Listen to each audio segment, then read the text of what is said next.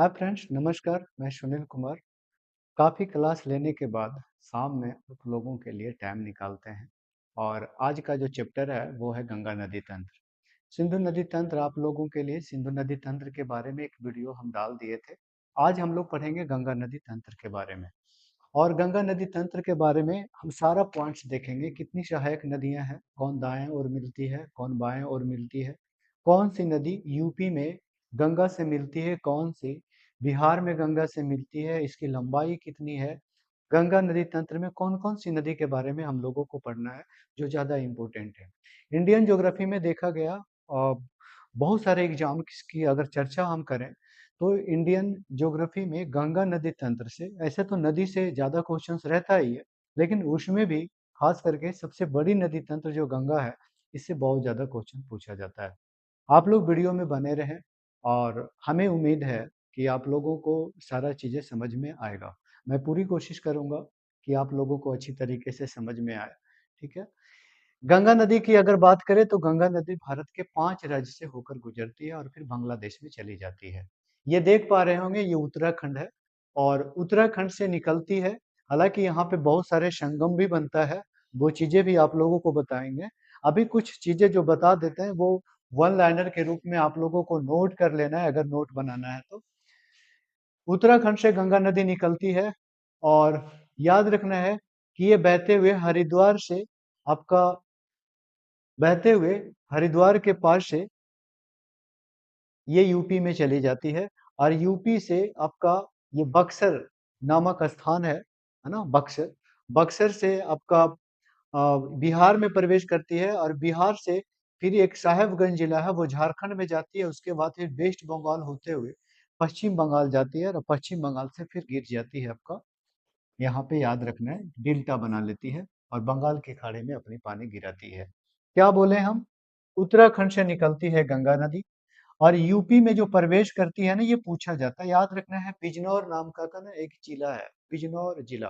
बिजनौर जिला से यूपी में प्रवेश करती है और सबसे अधिक लंबाई यूपी में चलती है ना, 1420 किलोमीटर। उसके बाद फिर यहाँ पे आप लोग देख पा रहे हैं बक्सर का चौसा, जो चौसा युद्ध हुआ था, यहाँ से आपका बिहार में जाती है और बिहार से निकलने के बाद कटिहार आपका लास्ट जिला पड़ता है इधर। कटिहार से फिर आपका ये झारखंड में चली जाती है। झारखंड का भी स्थान याद रखना है। झारखंड के मात्र एक जिला में बहती है, वो है साहेबगंज। कौन सी जिला है? साहेबगंज।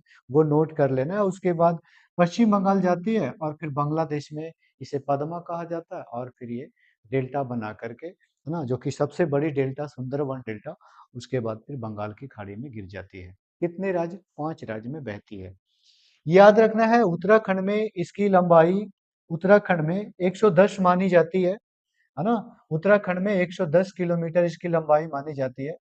और अगर बात करें यूपी का, सबसे अधिक लंबाई यूपी में ही है इसका, गंगा नदी का, जो 1420 किलोमीटर है। बिहार का तो कई बार एग्जाम में पूछ लिया है, 445 किलोमीटर, क्योंकि बिहार के जो भी स्टूडेंट है, जितनी भी वैकेंसीज आई है आपका बिहार में, वो गंगा नदी रिवर से क्वेश्चंस पूछेगा ही। हाँ, खास करके अभी जो हम बताने वाले हैं वो गंगा नदी तंत्र के बारे में बताएंगे, पूरे भारत को लेकर के। और गंगा नदी तंत्र में भी अगर सिर्फ बिहार का देखा जाए ना, तो बहुत सारी नदियां हैं। साउथ बिहार की नदियां हैं, उत्तर बिहार बिहार की नदियां हैं, बहुत सारी छोटी छोटी नदियां हैं, उसका जिक्र हम इसमें नहीं करेंगे। लेकिन कुछ कुछ जो सहायक नदियां हैं, घाघरा है, गंडक है, कोसी है, महानंदा है, इसकी चर्चा हम करेंगे इस वीडियो में। तो ये 445 किलोमीटर और साहेबगंज जिला याद रखना है आप लोगों को, 80 किलोमीटर बहती है यहाँ पे झारखंड में। और उसके बाद 520 किलोमीटर की दूरी तय करती है वेस्ट बंगाल में और उसके बाद फिर बांग्लादेश में जाती है, पद्मा के नाम से बहती है। तीसरी चीज ये याद रखना है आप लोगों की कि उत्तराखंड से जब ये निकलती है तो उत्तराखंड के हरिद्वार नामक एक स्थान है, हरिद्वार। याद रखना है, हरिद्वार। हरिद्वार, हरिद्वार नामक स्थान से ये मैदानी इलाका में प्रवेश करती है। मैदानी इलाका। आप लोगों को पता होगा कि पूछा जाता है कि गंगा नदी किस स्थान से मैदानी इलाका में प्रवेश करती है, तो याद रखना है हरिद्वार से। और यहाँ पे यूपी जैसे ही प्रवेश करती है ना, यूपी में एक स्थान है जिसका नाम है बिजनौर। याद रखना है, यूपी का जो स्थान है ना यूपी का, इसका नाम है बिजनौर। बिजनौर, बिजनौर जिला से यूपी में प्रवेश करती है और ये याद रखना है बक्सर, बक्सर जिला से, बक्सर से ये आपका बिहार में प्रवेश करती है। और यहाँ जो बहती है ना ये आपका झारखंड में, वो साहबगंज जिला है। साहब साहेबगंज, साहेबगंज जिला से बहते हुए सिर्फ एक ही जिला को, एक ही जिला में बहती है झारखंड में, ये भी आप लोगों को याद होनी चाहिए। और फिर 520 किलोमीटर की दूरी अपना पश्चिम बंगाल में तय करती है और फिर बांग्लादेश चली जाती है। ये चीजें आप लोग यहाँ पे याद रखेंगे। अगर इसकी उद्गम की बात करें, कहाँ से उद्गम होता है, कैसे नदियां ये बहती है, गंगा कहाँ से कही जाती है, कहाँ इसका नाम गंगा पड़ता है, वो चीजें समझने के लिए आप यहाँ पे बने रहें। देखिएगा, आप लोगों को ध्यान देना है कि कुछ चीजें हम उत्तराखंड के बारे में बताएंगे। जो यहाँ पे एक नदी होती है जिसका नाम है धौली गंगा, और एक है आपका विष्णु गंगा। याद रखना है कि ये जो है ना वो धौली गंगा है और ये है विष्णु गंगा। ठीक है, ऐसे याद रखना है। इधर जो नहीं, सॉरी, इधर जो नदियां है ना उसे हम लोग बोलते हैं विष्णु गंगा। ये है विष्णु, विष्णु गंगा। ठीक है, ये आपका विष्णु गंगा हो जाएगा। ठीक है, विष्णु गंगा। और इसको याद रखना है, धौली गंगा और विष्णु गंगा ऐसे कर लीजिए आप। इस तरह से फिर से बना देते हैं यहाँ पे, है ना। एक नदी, दोनों उत्तराखंड से ही ऐसे बहती हुई आती है, एक नदी इधर से आती है बहती हुई, इसको हम लोग बोलेंगे धौली गंगा, है ना। धौली गंगा, धौली गंगा। और इसको बोलेंगे हम लोग विष्णु गंगा, विष्णु गंगा, विष्णु गंगा। ये दोनों जहाँ पे नदियां मिलती है ना, इस संगम स्थान को आपको याद रखना है। इस संगम को विष्णु के नाम से जाना जाता है ना। इसको बोला जाता है विष्णु प्रयाग, इसको बोला जाता है विष्णु प्रयाग, विष्णु प्रयाग, विष्णु प्रयाग इसको बोलते हैं, विष्णु प्रयाग। जब ये दोनों नदियां मिलती है ना तो यहाँ से जो बहती है इसका नाम है अलकनंदा। अलकनंदा के नाम से बहती है। नदी के बारे में आप लोगों को ये भी पता होनी चाहिए कि जब दो नदियां समान आकार के, समान गहराई के, लगभग चीजें समान हो, तो जब दोनों नदियां मिलती है ना तो दोनों में से किसी का नाम नहीं रहता, एक अलग नदी के नाम से बहती है, वो है अलकनंदा। अलकनंदा के नाम से बहती हुई आती है। याद रखना है कि एक उत्तराखंड से ही एक नदी आती है जिसका नाम है नंदाकिनी। इसका नाम है नंदाकिनी, नंदाकिनी नदी। और ये नंदाकिनी नदी जब मिलती है, जिस स्थान पे अलकनंदा से मिलती है, इस स्थान को, इस स्थान को बोला जाता है, नंदाकिनी मिलती है तो नंद प्रयाग। याद करना कितना आराम है। जब नंदाकिनी मिलती है तो इसको हम लोग, इसको बोलेंगे नंद प्रयाग, इसको बोलेंगे नंद प्रयाग के नाम से जाना जाता है। उसी तरीके से फिर ये जो नदियां है आगे बहती है, आगे बहती हुई आती है, और फिर एक नदियां आती है जो कि इसी के आसपास से निकलती है। और वो नदियां का नाम है, वो नदियां का नाम है, याद रखना है, पिंडार नदी, है ना। पिंडार नदी याद रखना है। और ये पिंडार नदी जिस स्थान पे अलकनंदा से मिलती है उसका नाम आप लोगों को याद होना चाहिए। इसी को बोला जाता है, इसको तो नंद प्रयाग बोलते हैं, इसको याद रखना है, इसको बोला जाता है कर्ण प्रयाग, इसको बोलते हैं कर्ण प्रयाग, कर्ण प्रयाग। ठीक है, अभी यहाँ पे कितना प्रयाग बताएं? 3 प्रयाग। एक है विष्णु प्रयाग, धौली और विष्णु का संगम। एक नंदाकिनी मिलती है जिसे नंद प्रयाग बोला जाता है। एक पिंडार मिलती है जिसे कर्ण प्रयाग बोला जाता है। जब नदियां अलकनंदा के नाम से और आगे बहती, अभी हम जो ये मिल रही है ना, बह रही है नदियां, ये सारा उत्तराखंड में ही है। इस नदियां में याद रखना है ना, इस नदियां में याद रखना है कि बाईं ओर से एकमात्र नदी आकर के मिलती है अलकनंदा में। ये कई बार पूछा गया है कि जो हम लोग पंच प्रयाग पढ़ते हैं, विष्णु प्रयाग, नंद प्रयाग, कर्ण प्रयाग, आपका मंदाकिनी के नाम से जो मंदाकिनी नदी मिलेगी यहाँ पे, रुद्र प्रयाग, उसके बाद फिर भगीरथी मिलती है, देव प्रयाग। कौन सी ऐसी नदियां हैं जो अलकनंदा के बाईं ओर आकर के मिलती है? याद रखना है, ये मंदाकिनी है। केदारनाथ आप लोग जानते होंगे, चोटी से निकलती है, और ये मंदाकिनी नाम आप लोग नोट करेंगे। मंदाकिनी नदी, मंदाकिनी नदी, मंदाकिनी नदी अलकनंदा से आ करके जहाँ पे मिलती है उस स्थान को उस स्थान को रुद्र प्रयाग बोला जाता है।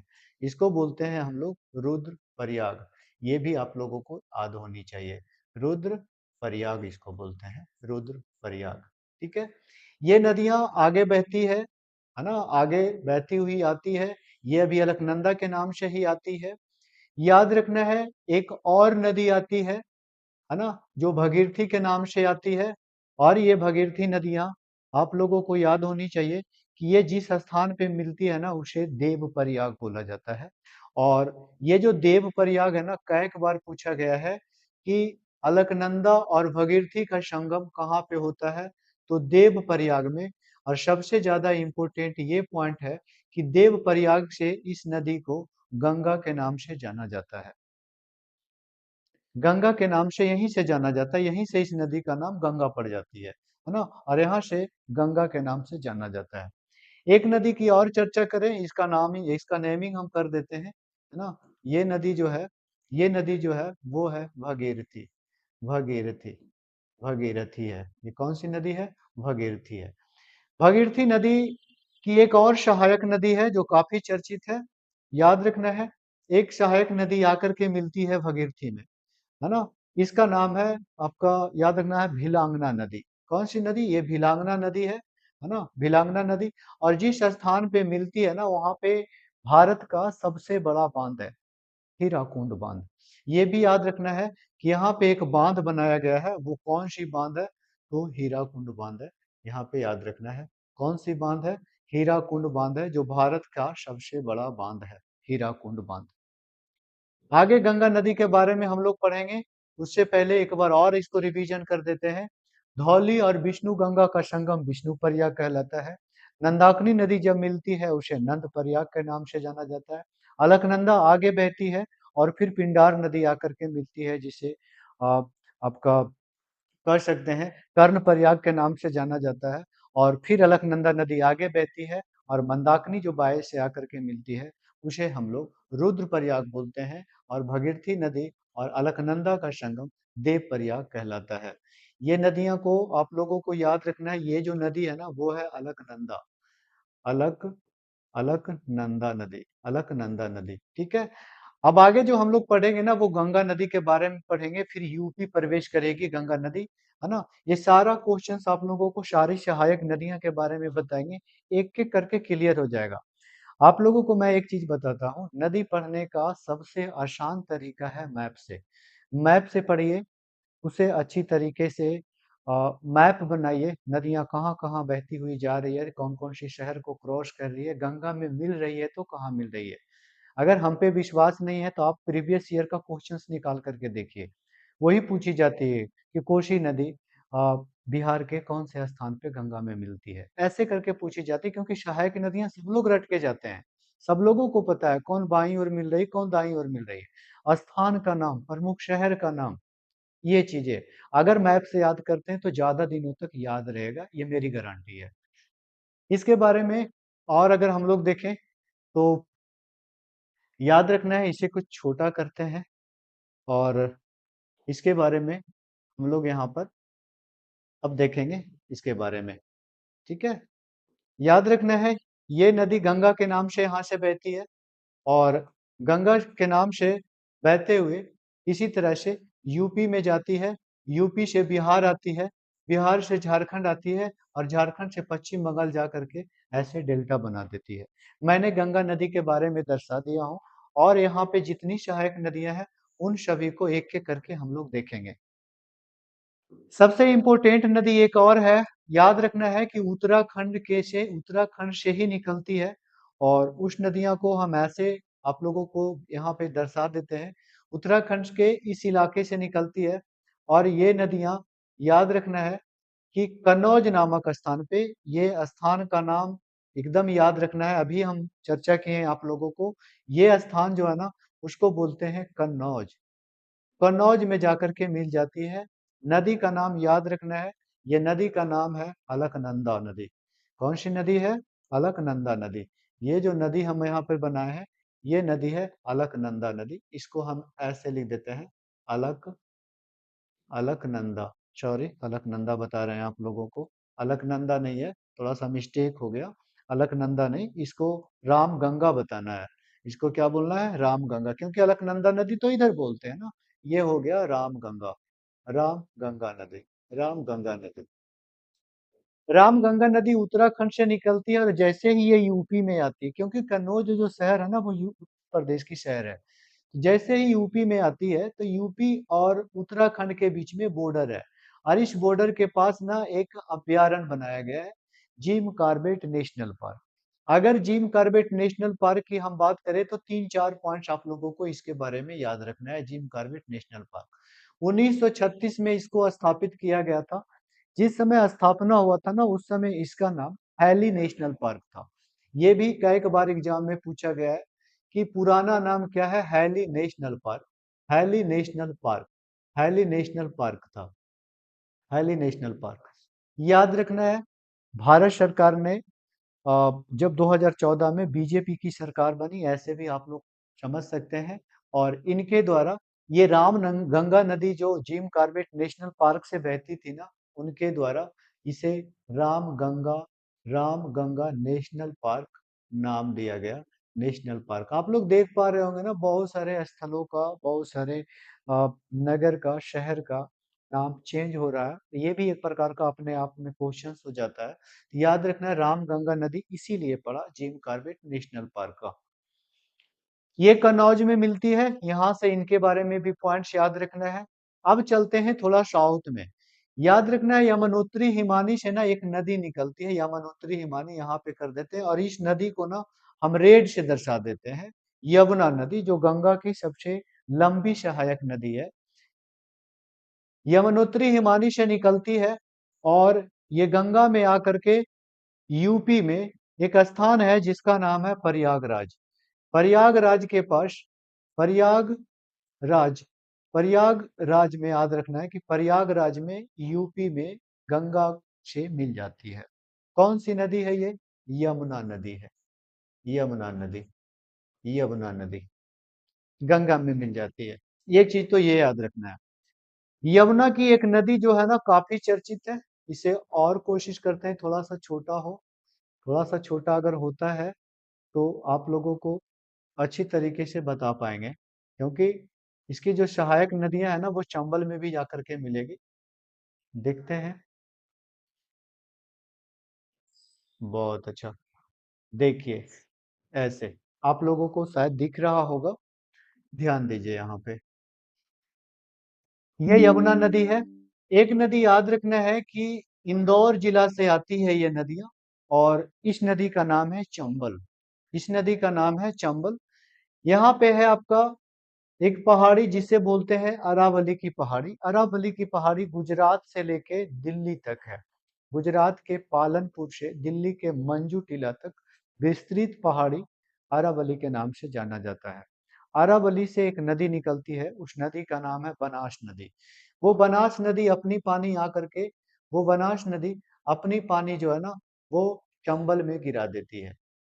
चंबल में दो नदियां मालवा के पठार से निकलती है। एक का नाम है काली सिंध, और एक का नाम है पार्वती। दोनों नदियां चंबल में जाती है। उसके बाद फिर आपका हो गया बेतवा, हो गया केन, हो गया, ये सारी नदियां यमुना में मिलती है, और यमुना सारी पानी को प्रयागराज में जा करके गंगा में मिल जाती है। तो ये सारी नदियां का नेमिंग अगर करना चाहें तो आप लोग को यहाँ पे बता ही दिए हैं, लिख सकते हैं या तो बना देते हैं। ये है बनास नदी। ये बनास नदी उद्गम अरावली की पहाड़ी। ये इंदौर से निकलती है। चंबल नदी जो काफी सबसे कह सकते हैं इम्पोर्टेंट नदी है, यमुना की सहायक नदी है चंबल, है ना।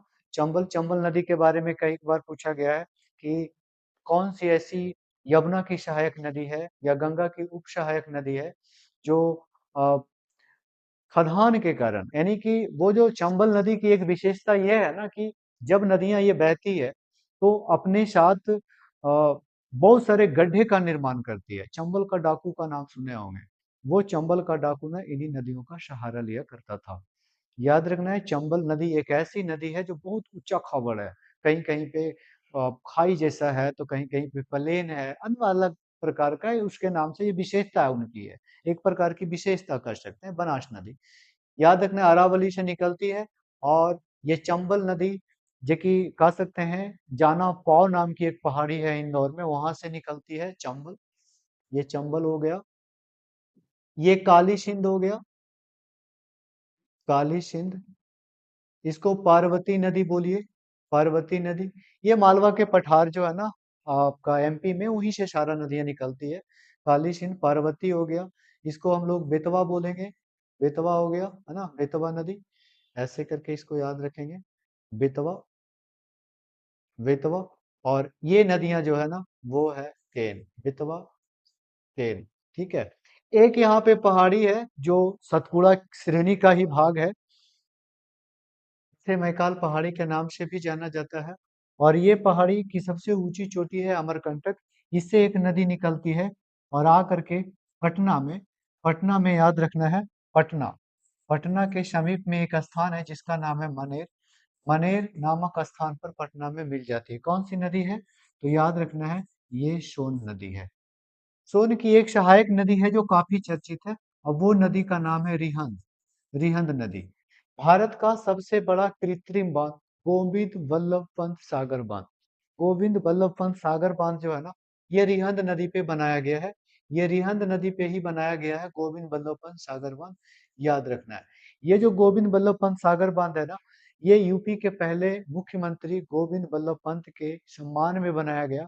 और ये जो सागर है, इसके बांध बनने से ना एक झील का निर्माण होता है, जिसे सिंचाई परियोजना के रूप में भी जाना जाता है, सिंचाई भी किया जाता है। क्योंकि बांध जब बनाएंगे ना तो बहुत सारे पानी का वहां जमाव होगा, और उसे झील बोला जाता है।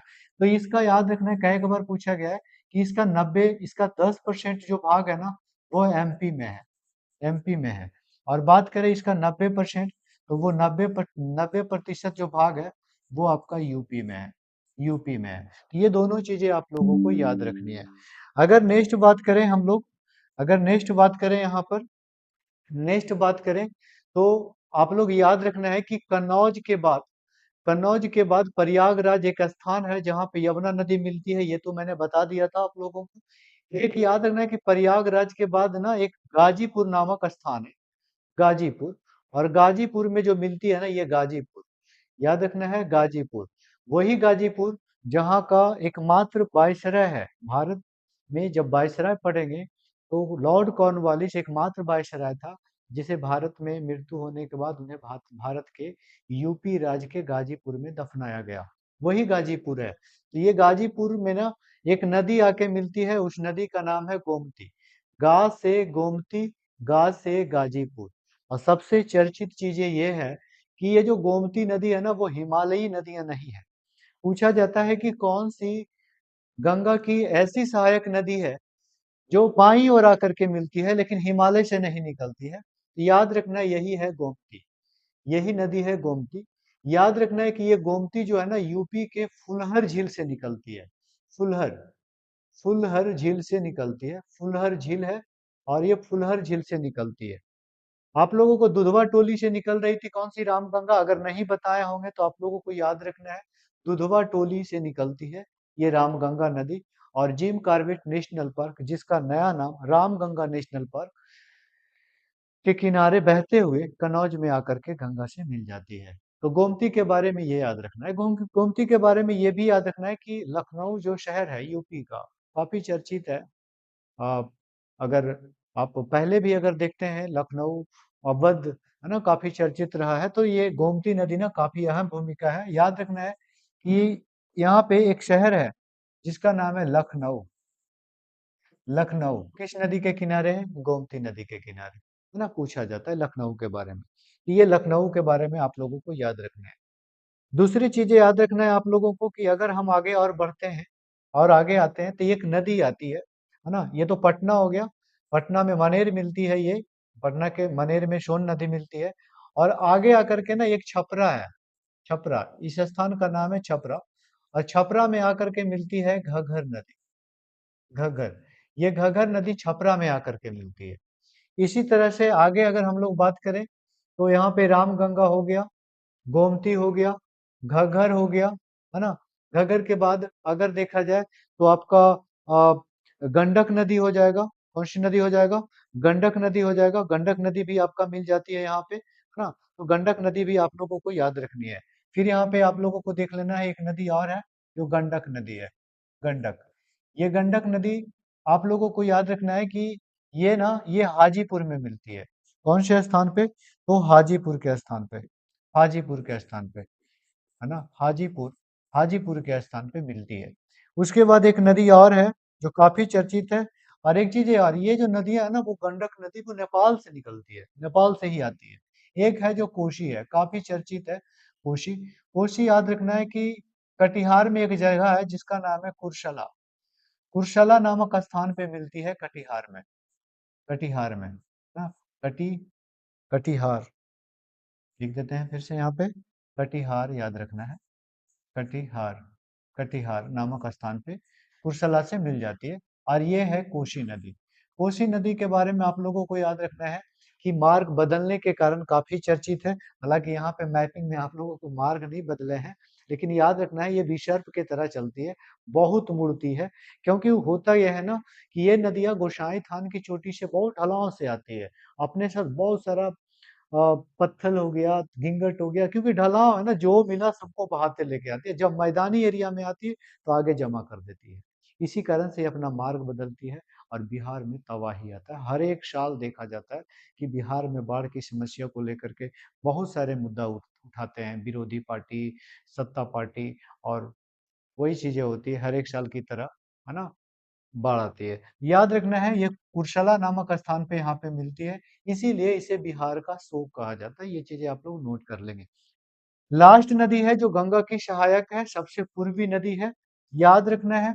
दार्जिलिंग आप लोग जानते होंगे, ये पश्चिम बंगाल में है, ऊपर से आती है। और ये कटिहार, याद रखना है, ये जो कटिहार और भागलपुर वाला जो एरिया है, ये कह सकते हैं ना सिंपल रूप से, अ, ये जो महानंदा नदी है वो यूपी और यूपी, सॉरी माफ कीजिएगा, ये बिहार और बंगाल, बिहार और वेस्ट बंगाल, है ना, बिहार और वेस्ट बंगाल इसकी सीमा पर बहती है ना। और ये आकर के मिल जाती है कटिहार के नामक स्थान पे, कटिहार नामक स्थान पे। तो ये सारी नदियां के बारे में आप लोगों को याद रखें, ठीक है।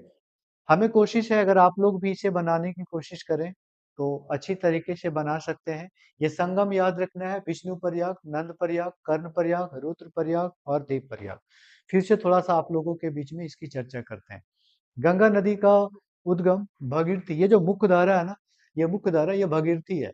ये मुख्य धारा, ये भगीरथी से ही होती है। भगीरथी का जो उद्गम होता है ना, वो गंगोत्री हिमालय से होता है, गंगोत्री हिमालय से, ठीक है, गंगोत्री हिमनद, हिमनद, गंगोत्री हिमनद। तो गंगोत्री हिमानी से निकलती है भगीरथी नदी जो मुख्य धारा मानी जाती है, और ये आकर के मिल जाती है आपका अलकनंदा में, देव प्रयाग में। वहीं से गंगा नदी का मैदानी एरिया में प्रवेश होता है और गंगा नदी वहीं से बोला जाता है।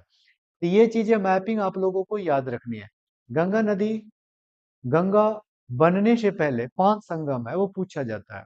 धौली विष्णु का संगम विष्णु प्रयाग, नंदाकिनी अलकनंदा का संगम नंद प्रयाग, पिंडार अलकनंदा का संगम कर्ण प्रयाग, मंदाकिनी अलकनंदा का संगम, याद रखना है, इसे बोला जाता है रुद्र प्रयाग। और भगीरथी अलकनंदा का संगम देव प्रयाग के नाम से जाना जाता है। गंगा नदी, गंगा नदी यूपी के बिजनौर जिला से प्रवेश करती है यूपी में। यूपी से पहले वो मैदानी एरिया में अगर बहती है तो वो हरिद्वार से बहती है, जो उत्तराखंड के राज्य में पड़ता है। बिजनौर से फिर यूपी में आ जाती है। यूपी में जब आती है तो उससे आकर के कन्नौज नदी, कन्नौज स्थान पे रामगंगा नदी आकर के मिलती है। जब उससे आगे निकलती है तो प्रयागराज में यमुना नदी मिलती है, जो कि यमुना नदी में कई नदियों का पानी होता है, बनास, चंबल, काली सिंध, बेतवा, केन, पार्वती, इन सारी नदियों का पानी प्रयागराज में छोड़ दिया जाता है। जब नदियां आगे बहती है तो प्रयागराज के बाद एक गोमती नामक शहर आता है। ये गोमती, गाजीपुर नामक शहर आता है, और गाजीपुर में गोमती नदी आकर के मिलती है जो फुलहर झील से निकलती है। जब और आगे आते हैं हम लोग तो एक सोन नदी आकर के मिलती है गंगा से, वो पटना मानेर में। आगे आते हैं तो छपरा में मिलती है घग्गर नदी। आगे आते हैं तो हाजीपुर में मिलती है गंडक नदी। आगे और आगे बढ़ते हैं तो महानंदा नदी जो मिलती है वो सबसे पूर्वी नदी है गंगा की, सबसे पूर्वी सहायक नदी, जो आप कह सकते हैं कि बाईं ओर आकर के मिलती है। नदियां जब इधर बह रही है ना तो इस इलाकों से आकर के मिलने वाली नदी को हम लोग बाईं ओर बोलेंगे, और नीचे से जो नदियां मिलती है वो दाईं से मिलती है। एकमात्र यमुना ही नदी है जो हिमालय से निकलती है, ऊपर से निकलती है, है ना? बंदर पूछ की पहाड़ी से, ये भी आप लोगों को याद रखना है यहाँ पे, बंदर पूछ की पहाड़ी।